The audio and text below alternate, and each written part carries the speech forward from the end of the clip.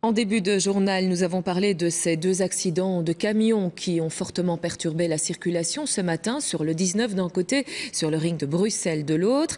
Il faut savoir que les embouteillages représenteraient environ un demi-milliard de pertes annuelles pour l'économie belge, de quoi inciter les employeurs et les travailleurs au télétravail. Et certains choisissent aussi le coworking. Explication de Nadia Salmi.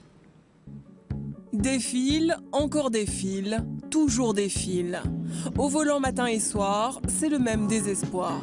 Selon Agoria, 9 personnes sur 10 ont vu la durée de leur trajet domicile-travail augmenter de 25% en 3 ans. De quoi pousser de plus en plus au télétravail. C'est une solution effectivement aux problèmes de mobilité, mais c'est aussi une solution, je dirais, par rapport à la demande des travailleurs aujourd'hui de davantage de flexibilité ou de qualité de vie au travail. On peut dire aujourd'hui qu'il y a plus ou moins un travailleur sur 5 qui pratique une forme de télétravail. Un chiffre peu élevé qui nous a décidé à pousser la porte d'une entreprise où le télétravail est la règle. Mais quel est l'avantage? Rencontre avec Isabelle Sonneville, élue top manager 2014 pour sa vision des ressources humaines.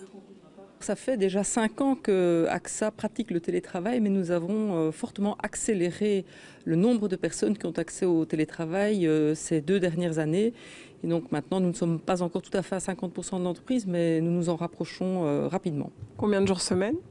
Alors c'est maximum 2 jours semaine, ou en tout cas 3 jours de présence au bureau, parce que c'est important de garder la cohésion sociale entre les collaborateurs et au-delà de 2 jours de télétravail, il y a un risque à ce niveau-là.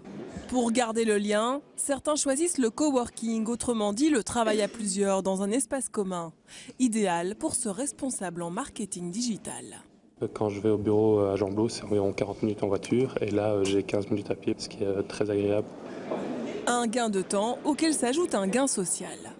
Quand j'ai commencé à travailler ici il y a 4 ans, j'avais très peu de contacts, très peu de personnes que je connaissais sur Bruxelles. Maintenant avec l'espace de coworking, j'ai pu vraiment nouer des partenariats, des discussions et ça a été certainement un des facteurs de croissance importants d'Universem où on est passé de 2 à 13 personnes maintenant. À chacun sa formule de coworking. Pour Hubert, c'est une fois par semaine moyennant 100 € par mois. Pour d'autres, c'est à mi-temps avec 170 € par mois. Autant de possibilités de travailler sans penser aux embouteillages. Des embouteillages qui représenteraient une perte de 500 millions annuels pour l'économie belge.